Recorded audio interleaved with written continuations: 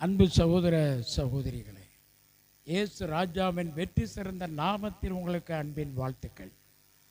யோவான் சுவிசேஷம் 14:19 இயேசு இப்படி சொன்னார், நான் உங்களை திக்கற்றவர்களாக விட உங்களிடத்தில் வருவேன் என்று சொன்னார்.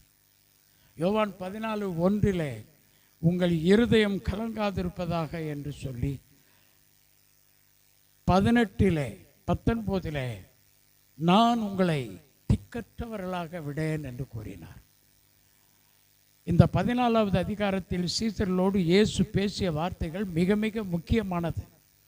இயேசு 3.5 வருட ஊழியத்தை முடித்துவிட்டு மரணத்துக்குள்ளே போய் அடக்கத்துக்குள்ளே போய் பாதாளம் சென்று மரணத்தையும் பாதாளத்தையும் ஜெயித்து உயிர்த்தெழுதலுக்குள் பிரவேசித்து பரமேறி சென்று பிதாவின் வலது பார்சத்தில் அமர்ந்து பிறகு அங்கே இருந்து பரிசுத்த ஆவியானவரை இந்த பூமிக்கு அனுப்பி வைக்கிறார்.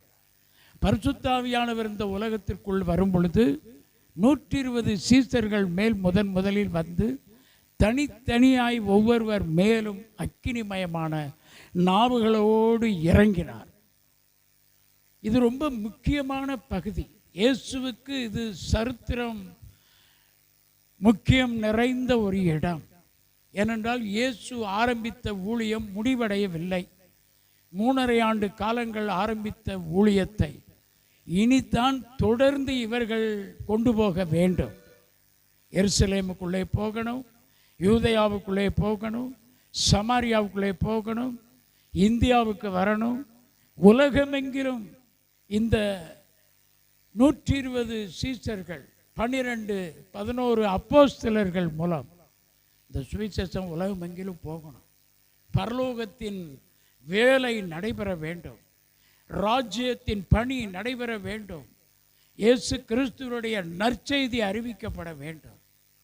இவ்வளோ பெரிய பணியை செய்வதற்காக இயேசு 3.5 வருடங்கள் தன்னோடு கூட வைத்து இரவும் பகலும் அவர்களோடு கூட இருந்து அவர்களுக்கு உபதேசித்து அவர்களை சீசர்களாக இயேசு உருவாக்கினார். பாருங்கள், அது மிக மிக முக்கியத்துவம் வாய்ந்த ஒரு காரியம். இப்போ இவங்க இயேசு போறன்னு கேள்விப்பட்ட உடனே கலங்கிட்டாங்க. இயேசு அப்பதான் சொன்னாரு, உங்கள் இருதயம் கலங்கக்கூடாது, திடமனதாக இருங்க, தைரியமாக இருங்க, ராஜ்யத்தின் பணியை செய்ய உங்களை நான் அழைத்திருக்கிறேன், டீச் பண்ணியிருக்கிறேன், உங்களுக்கு உபதேசித்திருக்கிறேன். நான் போயிட்டு வேறொரு தேற்றவாளனை உங்களுக்கு நான் அனுப்புவேன், நான் உங்களை திக்கற்றவர்களாய் விடவே மாட்டேன்னு சொன்னார். பழைய ஏற்பாட்டு காலத்திலே மோசே மரித்த போது யோசுவாவும் அவனோடு இருந்த லட்சோபலட்சமான இஸ்ரவேலர்களும் கலங்கி போய் உட்கார்ந்துருந்தாங்க.